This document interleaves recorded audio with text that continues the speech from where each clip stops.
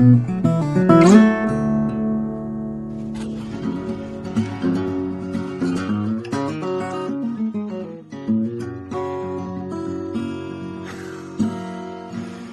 the Coffee and Carving Show, episode number 61.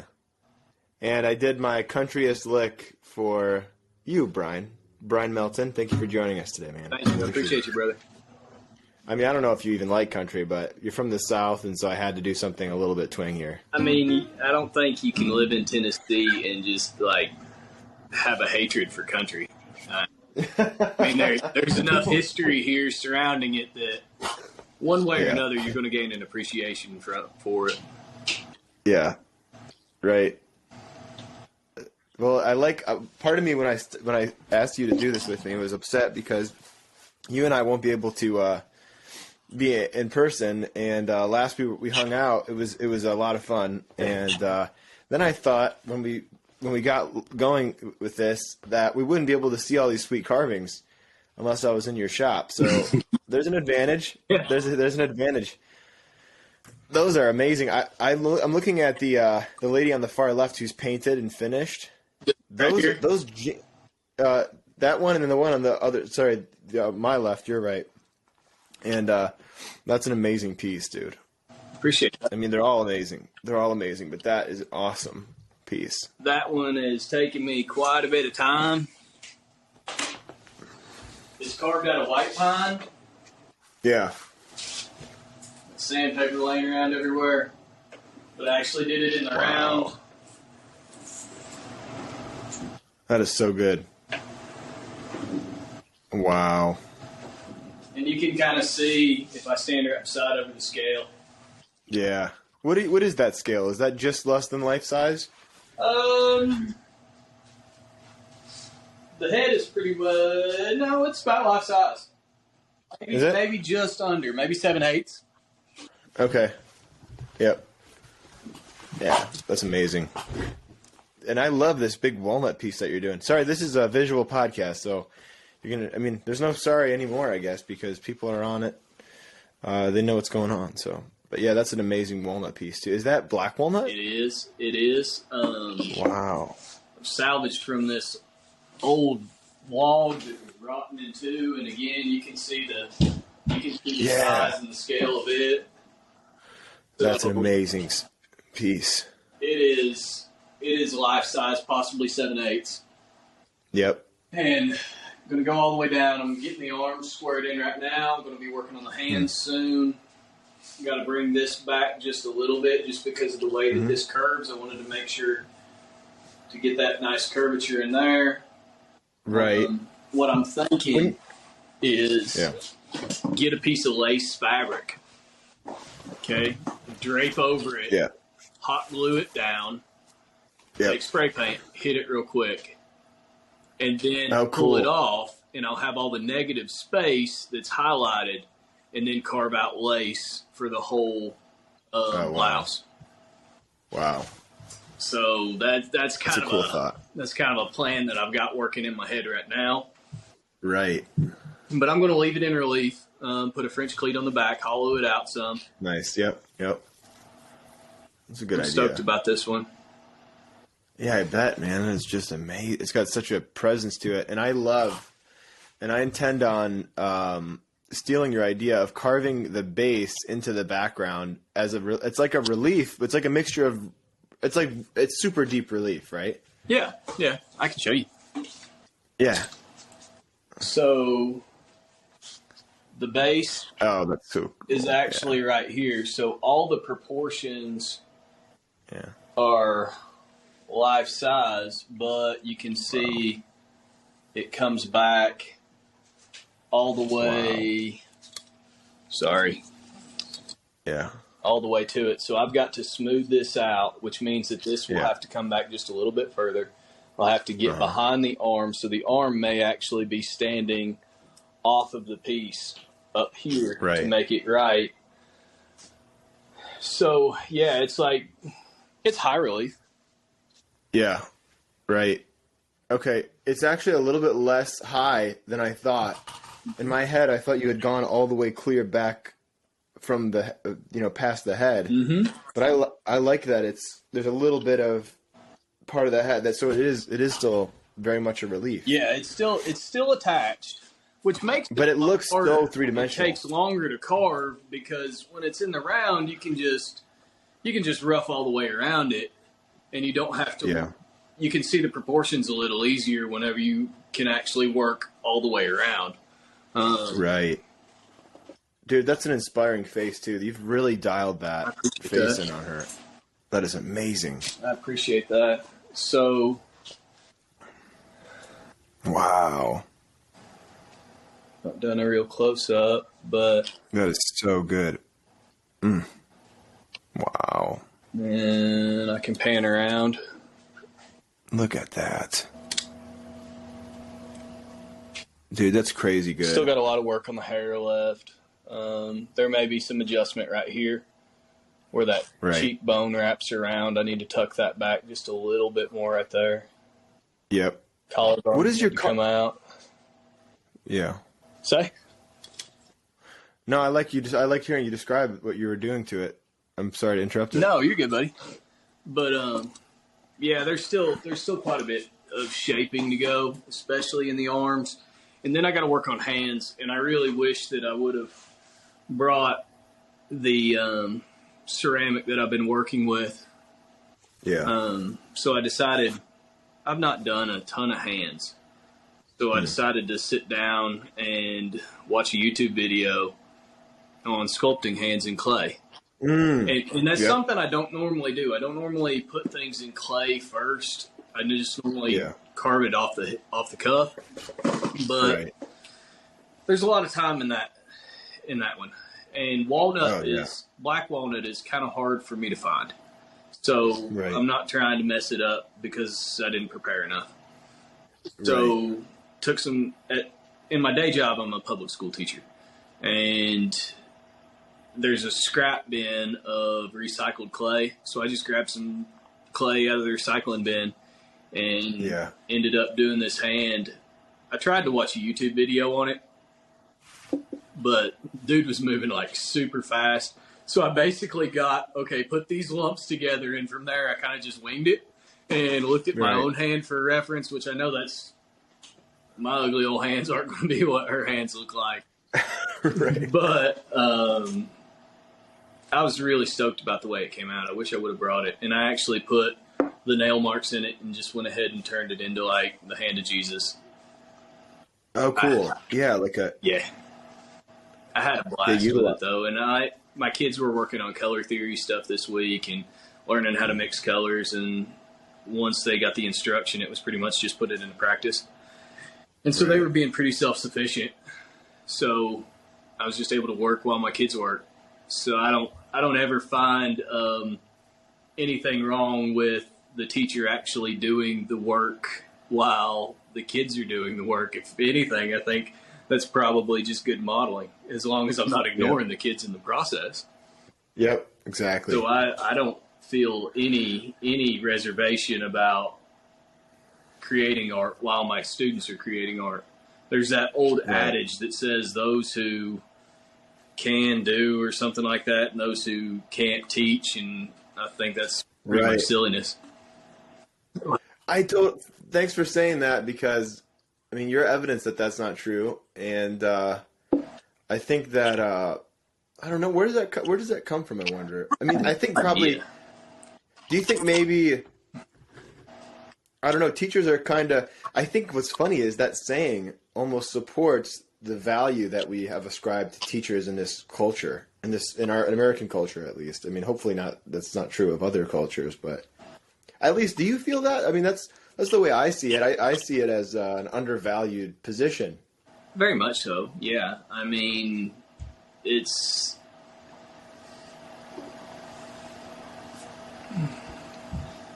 Depends. Like, you get a mixture. Yeah. You get support, and there are places where you get less support. So, and it's not characteristic to any certain, because I've worked in several different areas. It's just, I don't know, a matter of oftentimes, I think, maybe a parent's experience in school and how that parent then perceives the educational setting. If those parents didn't have a great experience with it, and it's possible you get some teachers that have lost the heart along the way, maybe. And Right. then whenever there's some bitterness there, it kind of does work too. And I wonder if maybe that saying came from a place of, I don't know, bitterness or something like that. And I mean, Yeah. and if so, Yeah. that's kind of sad, but at the same time, we can just work to change it, you know? Right. Yeah. We just keep modeling those behaviors that we want to see from the kids. And I think it's good. And I think that's something that we're pushing for in education right now is getting people in the job that do the job professionally, especially with some of those initiatives with like bringing back CTE, for instance. And What is CTE? career and technical education, anything from nursing programs in the school to like, what's it called? I should know the name of this. The person that does hair. It's not a barber. A hairstylist. Yeah, something. Cosmetology. Thank you so much. Cosmetology. Sorry, I don't go to a cosmetologist when I need a haircut. My bad. Me either. And it's like building trades. There's auto mechanics. There's welding, and those jobs that we have such a need for in this country are. People are realizing, hey, listen, if you call a plumber, that person is not going to set his or her bag down on the floor for less than $300, you know, and people are realizing there's a deficit. And so I think that's being valued. And since that's being valued, we're bringing more professionals into the school setting to then do the work.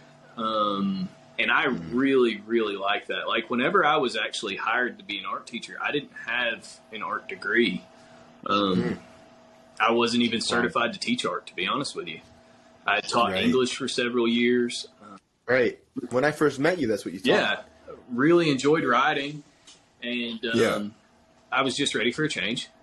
And applied for a job and explained where I was coming from, that I didn't have that education, but that this is where I was practicing in the real world.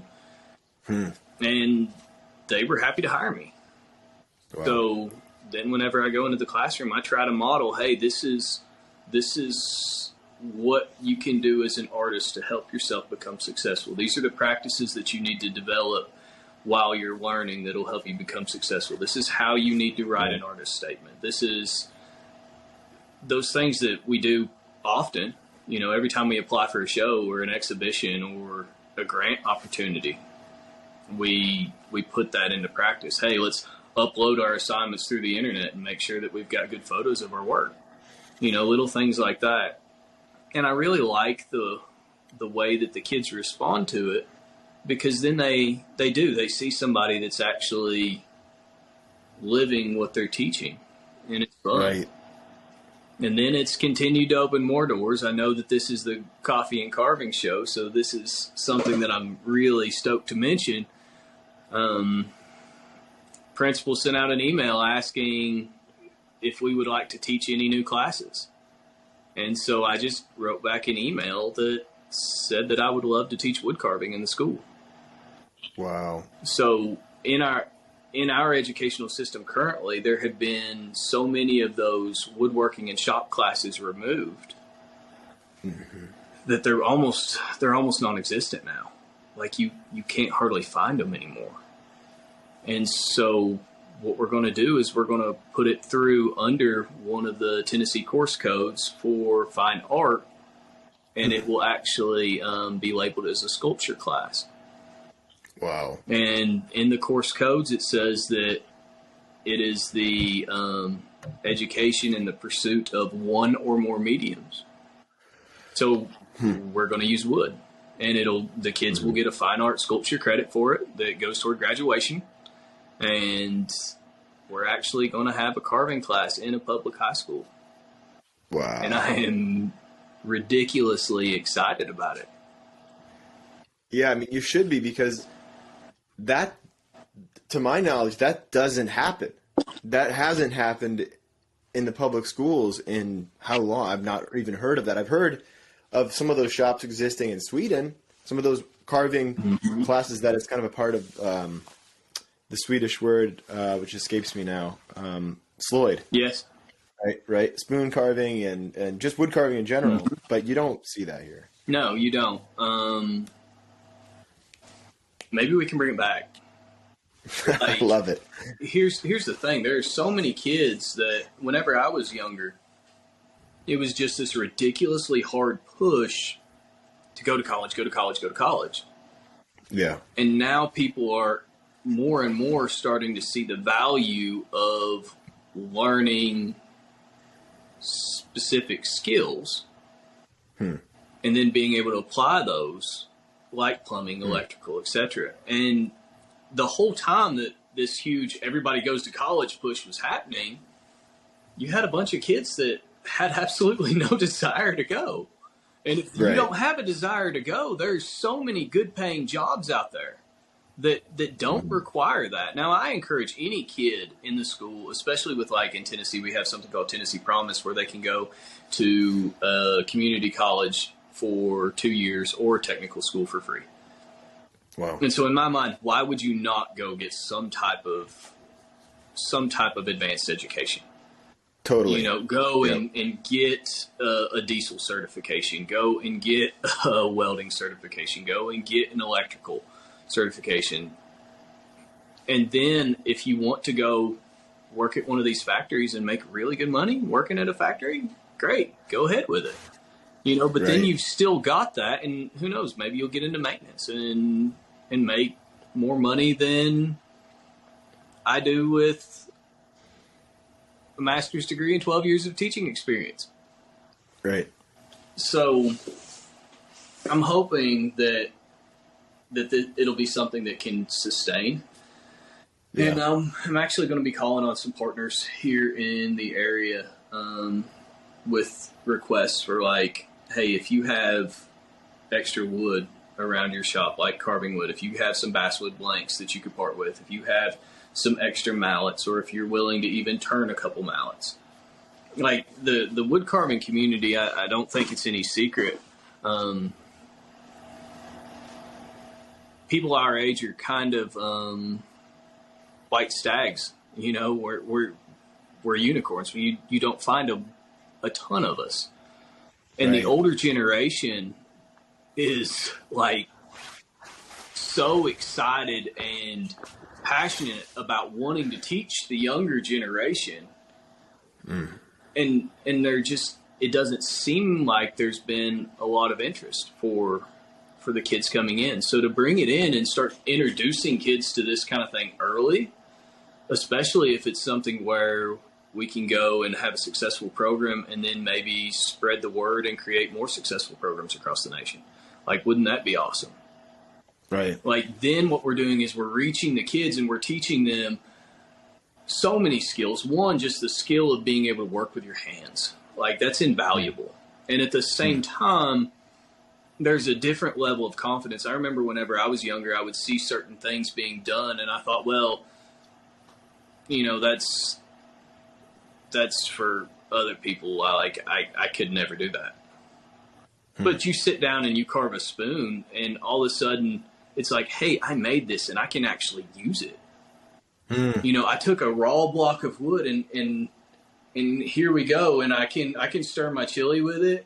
I can sit around my campfire and I can, while I've got a stew pot going. Yeah. Like, it brings people back to those traditional heritage crafts that they just haven't really, I don't think, even thought that they even had access to begin with. Right. And when you do, it instills a whole different level of confidence. Like, hey, I actually made something. Yep. And it's not these other people. It's not something I'm just gonna be very candid here. Whenever I was a kid, it was like something. Oh, that's something real men do, you know. And I know that may not be the best thing to say on a podcast, but I'm just saying that's the way I felt whenever I was younger. Right. And then it's like, no, hold up. This is not something that is reserved for this special group of people that is somehow elite and has this like crazy Daniel Boone, John Bunyan type of knowledge. Yeah. Like, it's something that we can do, and we can develop these skills and that confidence together. And as we do, I think it's really going to start to produce a more confident group of kids coming out. The younger generation says, hey, wait, you know, making a quilt, sewing a quilt, you know, I can do that too. Yeah, my grandma did it, and I'm so proud of my grandma's work. And look, we've got our quilt on the wall, and we've got it in this place of honor in our home. And wait, I can do that too. Mm-hmm. Mm-hmm. And I love that idea. So that's kind of where I'm coming to this. That's the place I'm coming to this from. And also, if it helps keep kids in school, because hey, I've got a class that I really enjoy. So I don't mind waking up and getting there on time. And if it takes a couple kids that may not be interested in biochemistry, and it puts them in a place where they find belonging, cool. Let's keep kids in school. And while they're there, let's teach them something that they continue using. Right.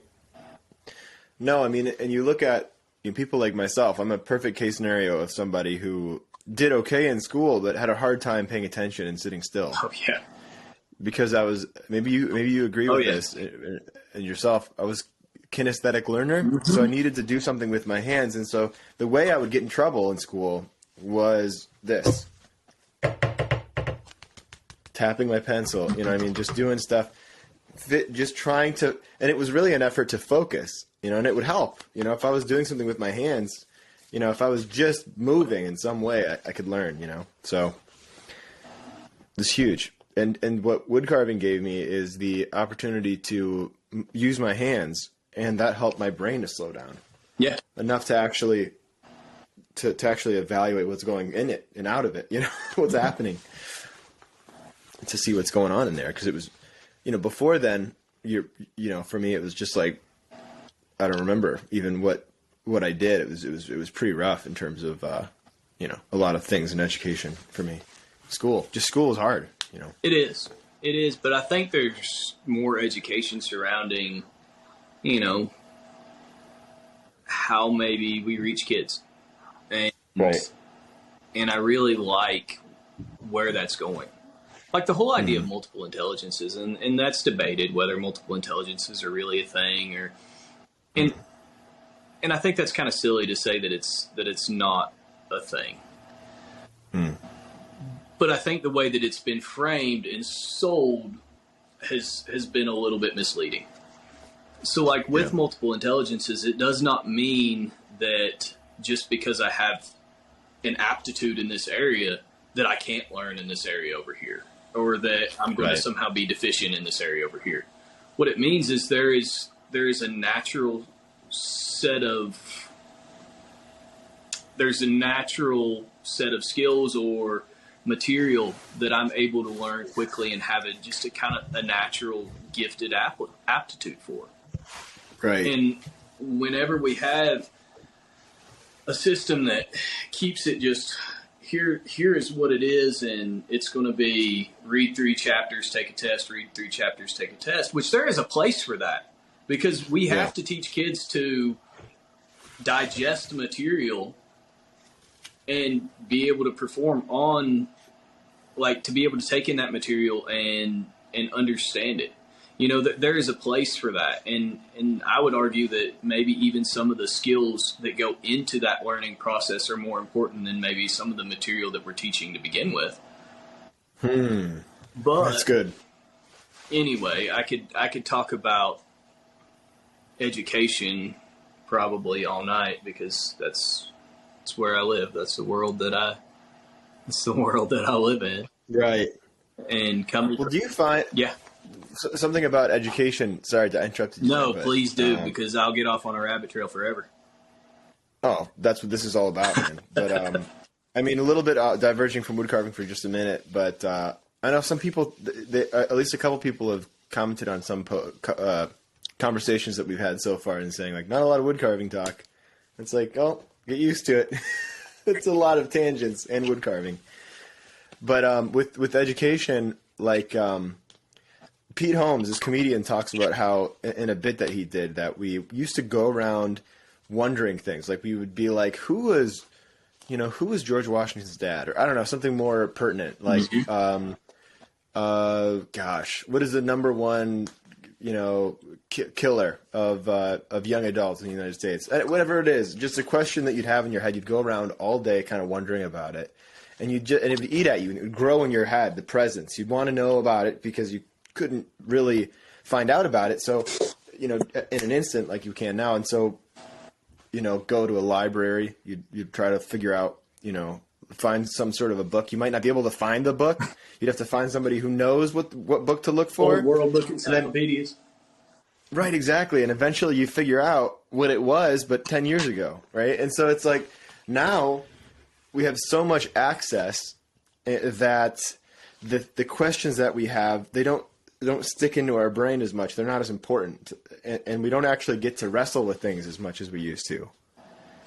I mean, he turned it into a comedy bit, but... So you're saying maybe, and correct me if I'm wrong, but kind of this hypothesis, this theory is that maybe because we have such quick and unlimited access to any piece of information that we would ever want, that maybe some of that natural curiosity is starting to fall to the wayside.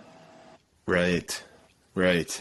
Because we know that it's that fast, and a Google search will give us the answer to what fruit has the most antioxidants, or what carving wood is going to have a radial shrinkage of 3% or something if we're comparing it to something else, that's an interesting thought. And as we become less inquisitive in general, how does that then affect society? Yeah. Right. Because if we're not actually seeking answers, seeking truth, then what essentially are we doing with our time? Like, what are we contemplating? Right. And the reality is, in our brains, I feel like we're not. Like, even my wife, like we talked yesterday, we sat down and we were just kind of winding down for the day. And I said, I remember this one time we had this church thing, and we had to write down 3 things that our friend next to us needed to work on, and 3 things the person next to us was good at. And I remember being so nervous because I didn't know how far the guy next to me was going to take the criticism part. And so I didn't know whether to go deep because I knew this guy pretty well, or just be like, hey, sometimes you don't wear enough deodorant. You know what I mean? What do you do? Or do you go like deep character flaws?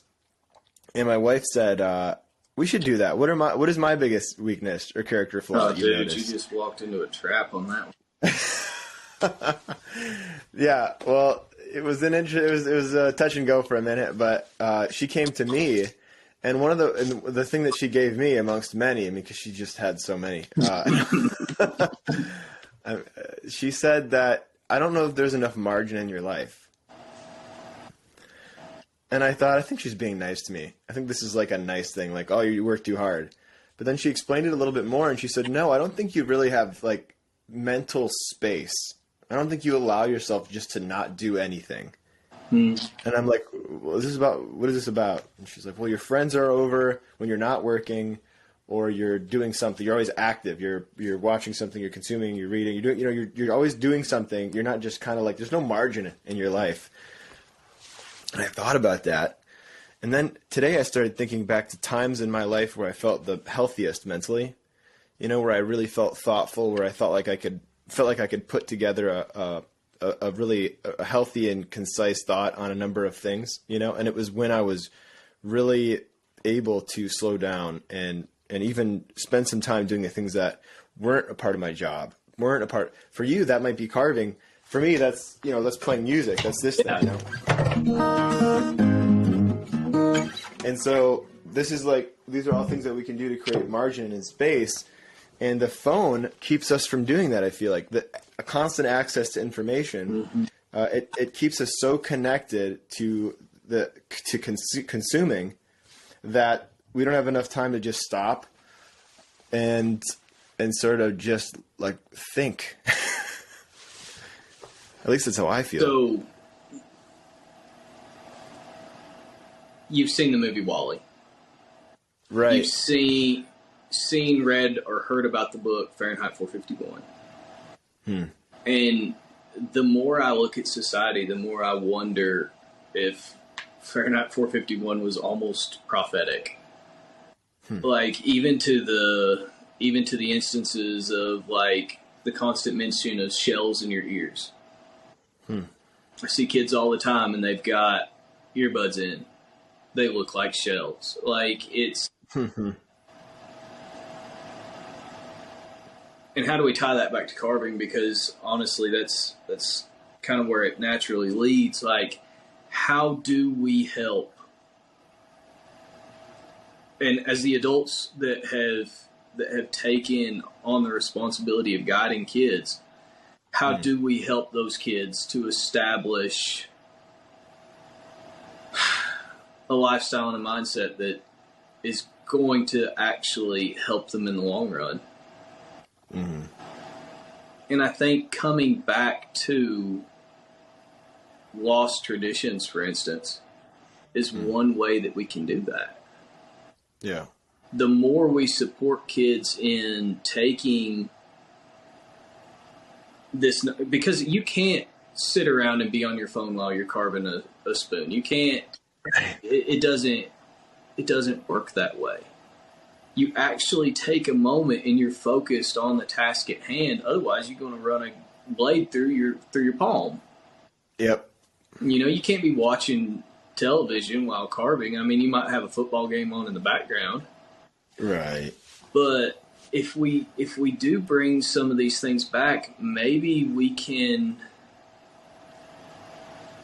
help to promote a happier culture. And I kind of hate to use the word happy as opposed to joy, but I think happiness is the more appropriate word in this context. Right. There's a need for it. It's apparent. There is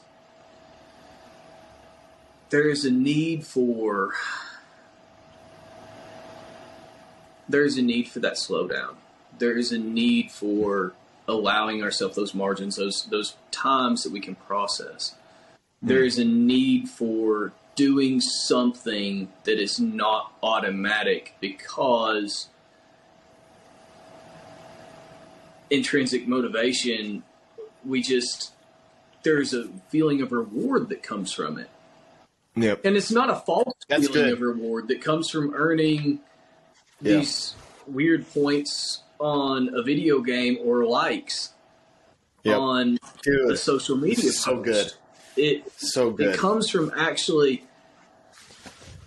hey, I made this. And there's actually a book called The Spiritual World of Tolkien. And it talks about how people are.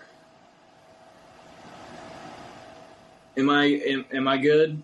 Can I go there? Oh, great. This is amazing. I'm so excited. Well, it talks about I have so many thoughts coming to my head. I'm a believer. So it talks about how people are created. And then because of that, there is a natural desire to create as well, to mimic the Father. And I think that a lot of that's been lost, because when everything is just handed to you, and I don't mean programs that help kids pay for college. I don't mean things like that. I mean the information that you were talking about, or just it's microwaves. There's a book called The Contender, and it's talking about how there's this one line where it's talking about, these kids want everything to be automatic. They want their movies. They want the microwave food. You know, it's the whole process of actually creating, whether it's sourdough bread or whether it's a quilt that goes on your bed, it's being lost. Yeah. And we've got to find a way to bring that back. Yep. And when we do, and when kids actually do create something, like I brought a spoon to school that I use for printmaking. Okay, so whenever I do a woodblock print, I take the wooden spoon and I rub it across the paper with the wood underneath. And I brought one of my spoons to school, and you should have seen the kids. Like, I can walk around with a spoon and people will be like, "Did you make that?" And they're just amazed by it. Like, yeah. And, you know, you can do this. You can take part in this. You're not ill-equipped. Maybe because you can pick up a gouge, you can pick up a knife, and you can learn these skills. Like, it's not inaccessible. And as we get people, and I love this movement that's going on right now with the handmade movement, for instance. Like, if we get people interested in this stuff, and we show people that, hey, real people just like you, not these special superhero type people, are doing this. Like, I thought mechanics were like superhero type people whenever I was a kid, because I was like, I'm not mechanically inclined. Same, yeah. Like, real people do this stuff, and you can too. And then whenever they do that, there's like a whole, wow, like, new level of confidence that comes from it. That's why whenever people cook a dinner, for instance, they make a homemade dinner. How many times do people post on their social media their homemade dinner that they made? Right. People are excited to say, hey, I used my hands, and this is what I was able to make from it. Right. And that's been so lost. It connects too, I think, a lot to intrinsic and extrinsic motivation that you talked about earlier. For instance, you know, there was a time in my life where I was playing music because the people I was close to would say, "You have so much potential, and you're not using it. And I know you'll never use it, right? You'll never tap into the gifting that you have. You're never going to actually like do anything with the music, right? Because you're just not committed to it." And I remember thinking, well, I'm going to prove them wrong, right? And then I started playing music more, and I got better at it. And I started writing more songs and playing the guitar. But then I hit this point where I just didn't care anymore. And I gave it up for probably a couple of years of just not really playing a whole lot. And then I started to rub shoulders again with my old buddies and some new ones who actually learned or who actually were inspired by me back when I was playing more. And then I started talking to them, and they started showing me the songs that they were writing. And then I began to see the light in them, you know, like the excitement that they had. Like they were coming home from working a 9-hour day, you know, fixing up houses, remodeling a kitchen or something, and then coming home and then spending the rest of their time, 4 or 5 hours, writing songs. And I thought, man, I wish I had something like that in my life that wasn't wood carving, you know, like, and I remember that tinge. It almost like lit up in me, this old flame that I had when I was a teenager, and I was playing music in my basement every waking hour, and it, you know, it kept me from my work. Like I could barely keep from being in that basement room, writing songs, recording stuff, coming up with ideas, and I felt so alive and so creative, and I felt like I understood what I was doing with my time was worthwhile and interesting and captivating. There wasn't anything else more interesting. And I think what I learned later is the differences between sort of the kid in the basement and the guy trying to make his peers happy was the guy in his basement was intrinsically motivated to make music, because the satisfaction from playing music was in and of itself enough to hold my attention and to keep me inspired to creating more. Whereas the other guy was doing it because he should, you know, it was the difference between I can and I should. And I felt like I should do it because I didn't want other people to surpass me, and I didn't want to, you know, lose it or something, you know, all these other motivations. So with carving, the beauty of it is carving is really hard to do. Like you said, exactly right. Like while you're doing other things, it's consuming, and it's very much like music in that if you do it for the right reasons, you know, if you're inspired to do it and you stick with it, the motivation comes from seeing what you created, right? And that's intrinsic motivation. That's, wow, look what I can do. I didn't know I can do. And that translates to any number of things. Like maybe if I didn't think I was good at this and I got good at it, then I could be good at something else. Maybe I could climb Mount McKinley, you know, if I trained hard enough. You know what I mean? These sort of things they build, right? Small wood carving, very small step. Big wood carving, like yours in the background, very big step. And so I think carving can be a part of the development of a kid's confidence and identity, and realizing that they can overcome obstacles if they can move something. 100%, bud. Like, yeah. And I like how you said that it's almost like, as Robert Frost said, way leads on to way. You know, like in what does that mean? Well, in the poem, I can't remember the name of it. Two roads diverged in a yellow wood, and sorry I could not travel both. And be one traveler, long I stood, and looked down one as far as I could to where it bent in the undergrowth. And then he thinks about which one he should take, and says, okay, I'm going to save this one for another day. I'm going to save this path for another day. But knowing how way leads on to way, I doubt I'll ever actually be back. So he comes to a fork in the trail, and as he's taking this hike, and he decides to take the one less traveled, the road less taken, or something like that. Right. Yeah, the road less traveled, yeah. The road not taken, I think, is the name of it. Yeah. But he realizes that, you know, as this venue leads over here, and I'm going to come to another fork down here, and you know what? I may not come back to that point. Yeah.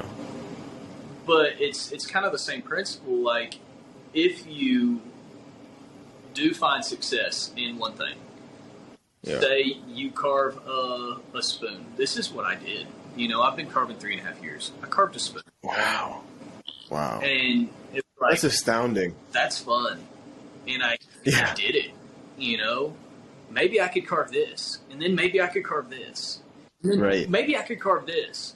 And then lately, as I'm teaching art and having to learn all these new medias because I don't have an art background, it's like, well, maybe I could sculpt copper and then fuse it between glass. Right. I saw that. And then you try it, and it's like, whoa, that was cool. And maybe I could make this type of bowl, and maybe I could form a hand out of ceramics. And like, it's as you develop that confidence, you start to change your mindset. And it comes in little steps usually, but now, I mean, I've gotten to a place, and some might consider this arrogance, and I don't feel that it's that, but it's like I look at something and I think, well, how hard can it be? You know, people do this. Why couldn't that person be me? Whereas whenever I was younger, I would look at mechanics, and I would look at people that had that knowledge set, and I would be like, I could never do that. Right. And now it's like, I don't know, I feel like if I needed to work on whatever I needed to work on, I could study up on it. It would take work. Right. But I could eventually get it, and I could do it. Right. And I may mess up. Right. I may not have the knowledge base and may have to phone a friend, but Yeah. I would love to see that. And I think, and maybe I'm just working through this in my own mind right now, but like, and this is a weird place to work through these things, but what I see in the schools oftentimes is I almost see a defeated mindset before students ever even attempt something. Because where everything has become so automatic, microwaves and any piece of information you ever want, when something becomes hard, something being hard is almost oftentimes, now this isn't with all students, of course, but with an overwhelming number, when something becomes hard, hard is equated to unobtainable because everything, like, drawing or isn't going to unattractive. be easy for you. Yes. And students look at me and we're about to start a painting project and they say, well, do you think this is going to be hard? And I say, yeah. Everything, there's nothing easy. Right. But let's try it. Right. And if we fail on it, great. Guess what? I had a year and a half worth of carvings where I was putting the nose on the front of the face, sticking off like this, and had no idea I had no understanding of nose goes back on the profile of the face. Right. Right. And I can't tell you how many hours I worked and how many carvings that I can't really do anything with because I have this weird nose plastered to the front. Yeah. I've been there. Like, it's okay to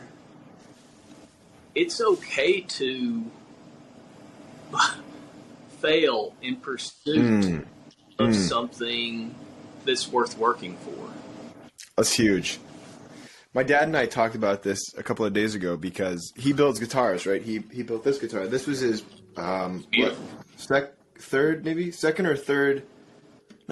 second acoustic guitar, and he built it from wood from Home Depot. It's another story. Oh, but wow! I remember talking to him about it, and it sounds great.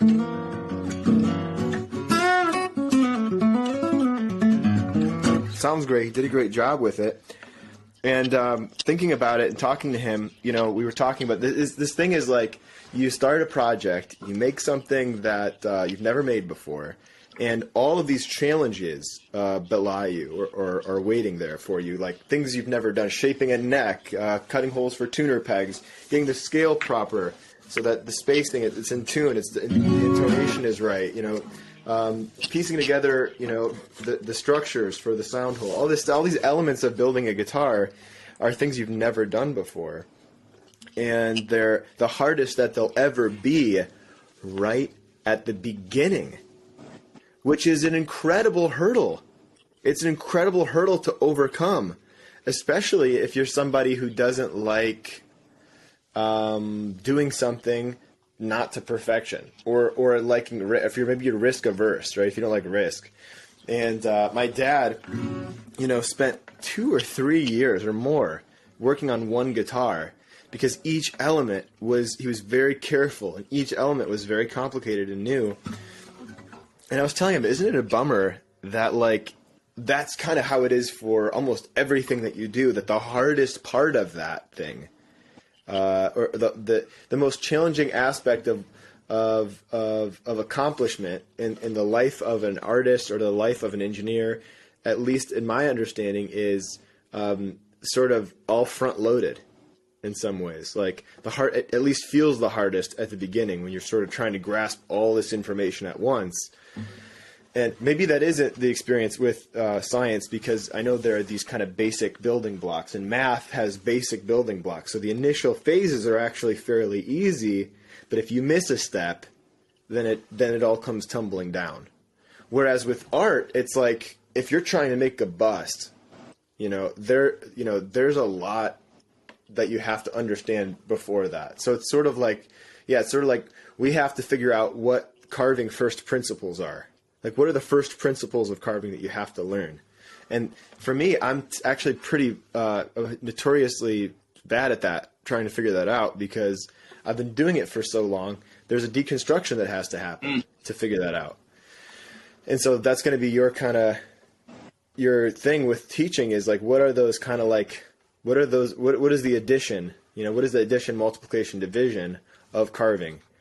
Like, and then how basic do you want it to be so that it's still interesting, that you're still pointing to the statue that you did, saying, hey, this leads to that, while still holding their interest. And that's, in songwriting, at least, this is a divergent thought here, but songwriting, the great musicians actually say, don't learn technique, learn beautiful songs that you love.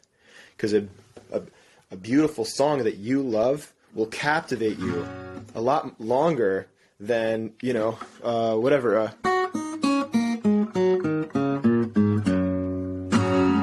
And so it's like, it's tough, right? Because you don't want to bore kids with the ABCs, but you have to teach them the ABCs.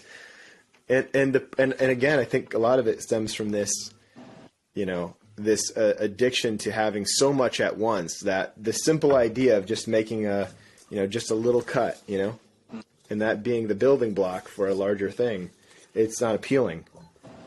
It's not appealing because it's hard to see the outcome right away. Yeah. So then how do we foster that and it's not just for kids. Like, right. It stretches way beyond that. Like, how do we then help someone overcome the automatic barriers? Like, right. I know that's a weird thing to say, but like,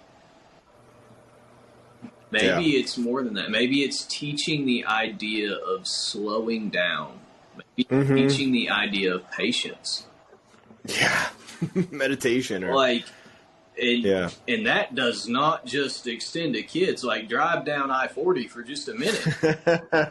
It's true. Like, people will almost run folks off the road to get one car length ahead in a traffic jam where we're all going the same speed anyway.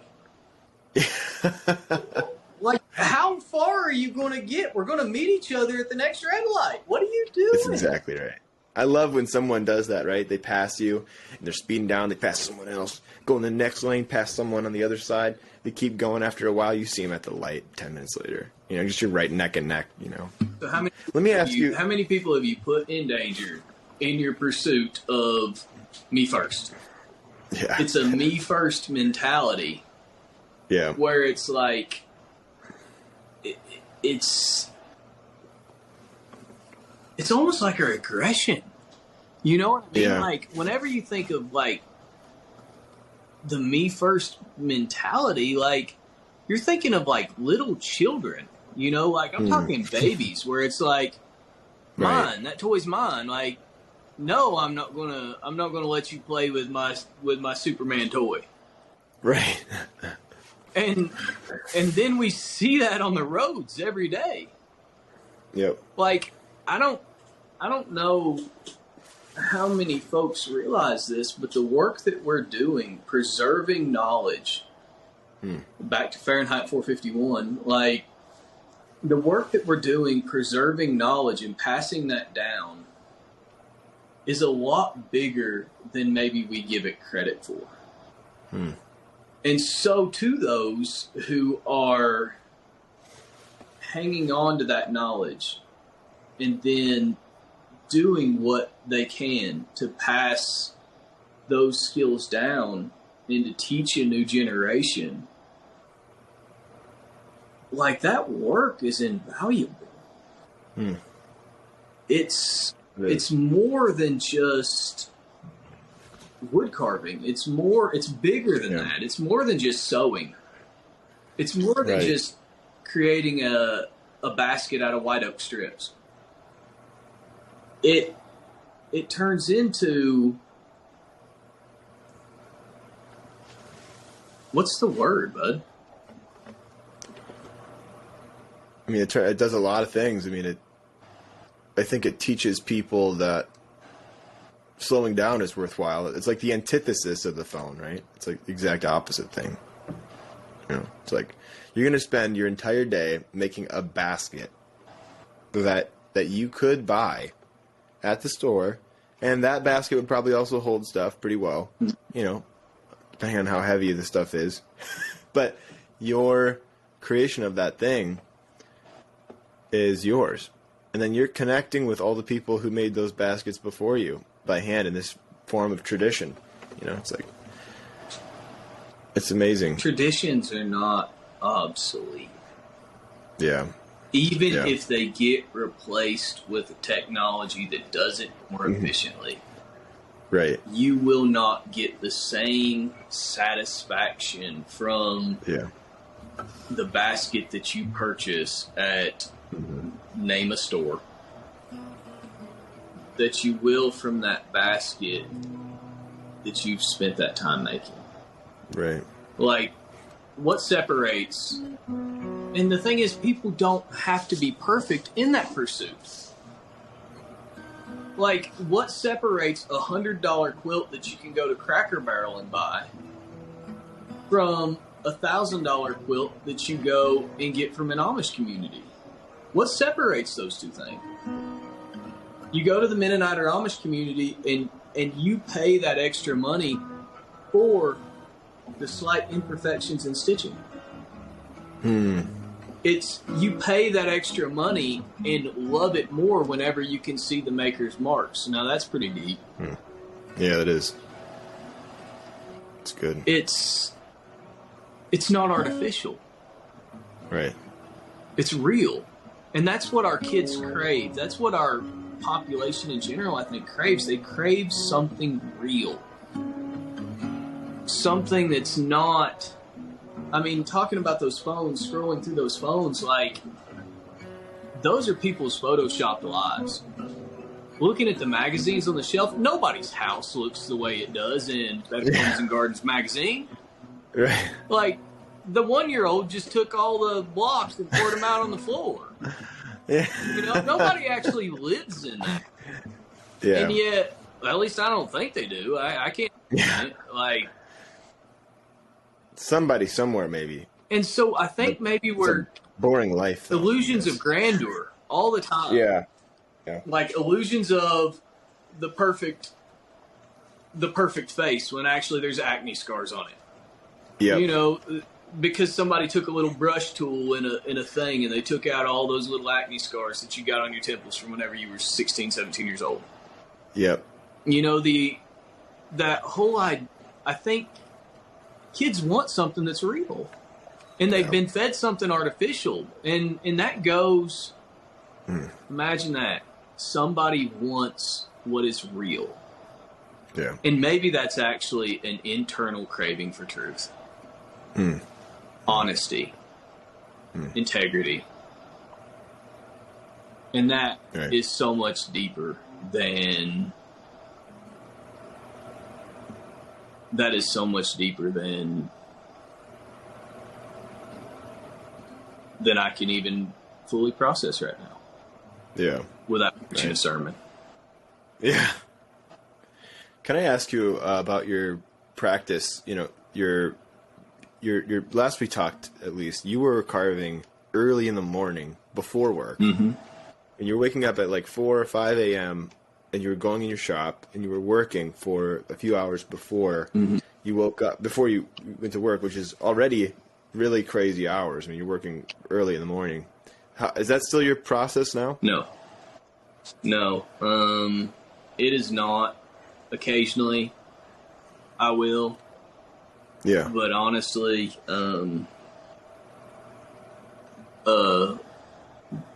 whenever my son was born, priorities change a little bit.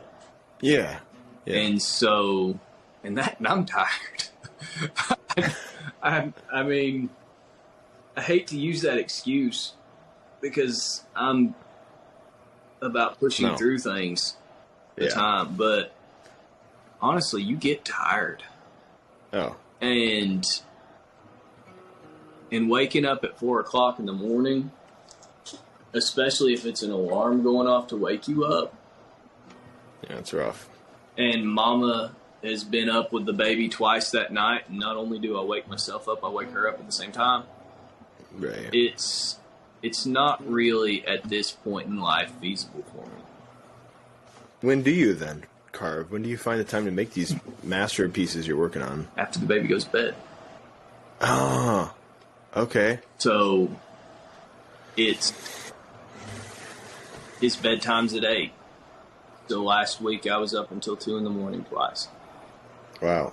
And for me, there's always a constant. Heath Esslinger, he was a wrestling coach for University of Tennessee, Chattanooga, I think. And he one time said that there's a difference in good and great. Mm. And good things are the performance, and great is the motivation behind it. Mm. And there's also a quote that says, a good thing becomes a bad thing when it replaces a great thing. A good thing becomes a bad thing when it replaces a great thing. And so while I am passionate about this work and I love doing this work, and I do get that internal motivation, dopamine rush, whatever you want to call it, from making a cut that completely changes a face. Yeah. That can't replace those great things in my life. Right. You know, it can't replace my God-given purpose. It can't replace my family. It can't. Right. And there are only so many hours in a day. Yeah. And so I've been trying to be very intentional about spending quality time, and where the baby is at a point where, I mean, he requires a lot, you know? Yeah. I don't want to neglect my wife in that process. Mm-hmm. So like those 2 o'clock in the mornings don't happen a lot. Like there are a lot of nights where I say, hey, I am here for you tonight. And if there's a deadline, yes, I do what I need to do for a deadline and meet that deadline. But this time is for you. I'm not going to go to my shop. We're going to sit down, and I don't care if we talk about the weather or we're both so tired that we just hold each other for a second. Mm-hmm. That's important. Yeah. Like whenever I went to Italy a while back and got to study wood carving there, like I was there without my family. Mm. And I realized something while I was there. Like, it was a dream opportunity. Like an absolute dream opportunity. But those things don't taste as sweet when you're not with the people that you love. Come on. I mean, there were great people there, and I was really happy about, you know, some camaraderie in the event. But those people, they're not my wife. Yeah. You know what I mean? Like, yeah, they're not my son. Right. And so I've had to, and it's been a good thing for me, I've had to reprioritize some. And so this carving behind me has taken me forever. Mm. I mean, and it's not just where I've been studying the piece. It's where if it takes me 3 months to do a carving, oh well, it takes me 3 months to do a carving. Because there are things out there that are people out there, jobs to do out there that are more important than that. Mm-hmm. That's true. I love it. And I think it would be selfish for me to say otherwise. And I'm sure that people will get upset by me saying that because there's this whole Mamba mentality trend, which that's nothing against the athlete who that's named after or anything like that, because you're spectacular and there are a lot of great lessons that you can learn from that. But I think that people have taken some of that stuff too far, and it's started to become something that replaces those things. And there's this whole idea of balance, and we need balance in everything in moderation. Yep. So no, I've not been waking up early, and it's taken me a lot longer to carve than it had been before. Yeah. But I'm still doing that. Yeah. And I still enjoy it. Yeah. And it's a talent that I don't want to, when I say a talent, I'm talking that's an illusion. Like the talent's given. It's a gift that I don't want to waste. Right. Do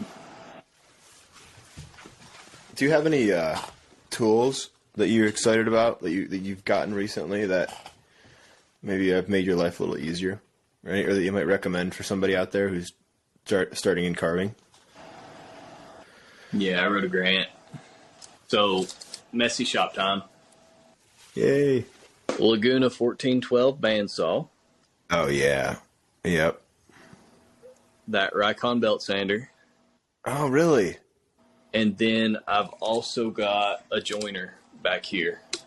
Oh, good call. So I wrote a grant, and it was actually a Bailey Opportunity Grant through the Arts and Culture Alliance, which is a local art organization here in Knoxville that does tremendous work. And they paid for all those tools. Wow. And that was a huge blessing. Other tools. The fact that you know how to you're writing these grants too is something that probably most people don't even know about, right? Dude, there's so much money out there. Yeah. Like Italy was paid for through a grant. Right. Essentially. The class alone was $3,800. Because the euro and the dollar are right at the same. Right. Those tools are. What do you use? About $2,500 worth. What do you use the belt sander for? Because the bandsaw is a time-held standard for carving. You need a bandsaw. I mean, what about the sander? Everything. Really? Yeah, I love that thing. Now I'm not using it on this huge thing back here.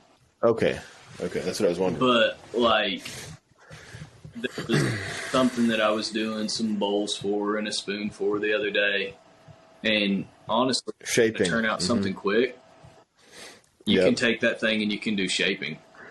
That's cool. When I was doing the little playhouse that I did for my son while I was on Christmas break from school, like I wanted these like faux corbels.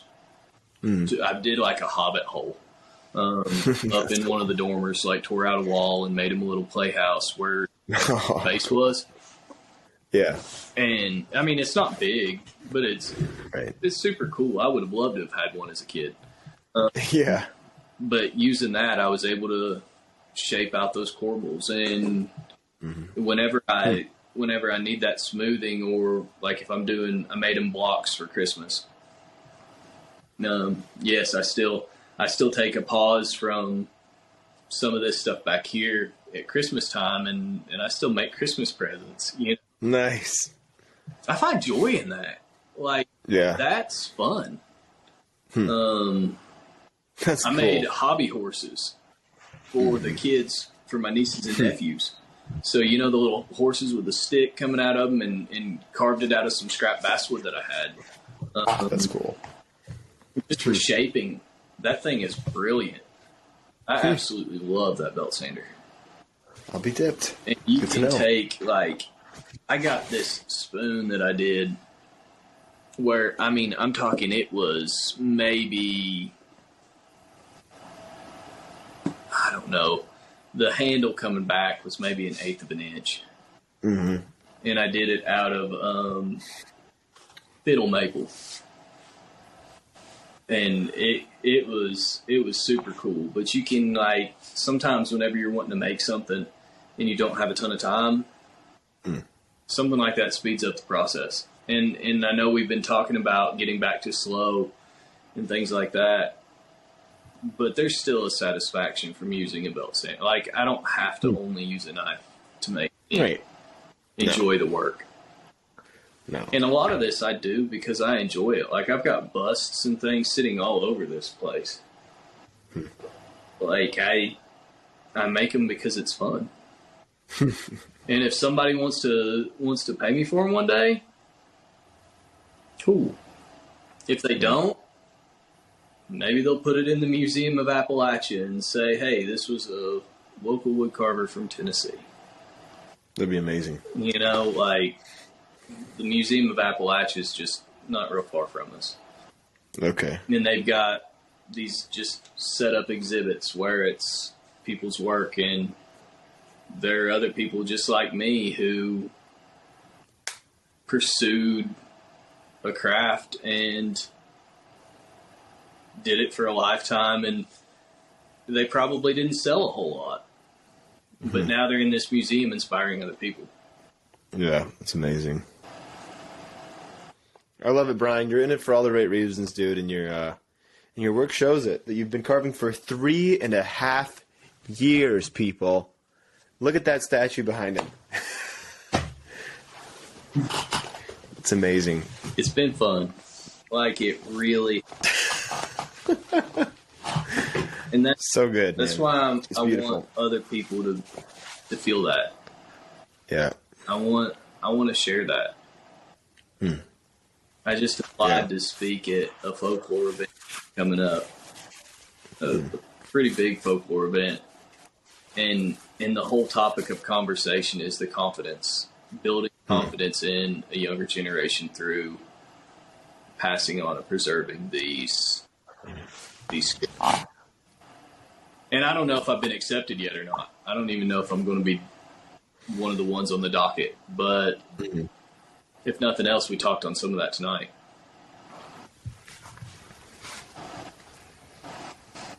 Yeah, it's awesome.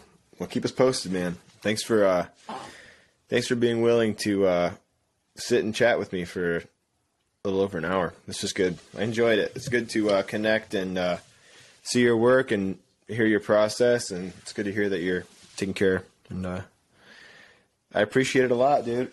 Right. Well, I'm right here. If you ever need somebody to talk to again, maybe we can spend more time talking about carving and less on deep philosophy and inner workings of the mind. And I don't know. That'd make me sad. But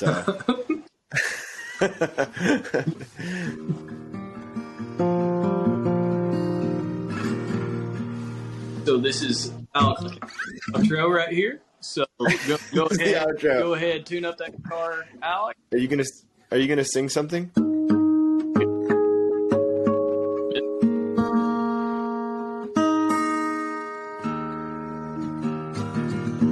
There we go.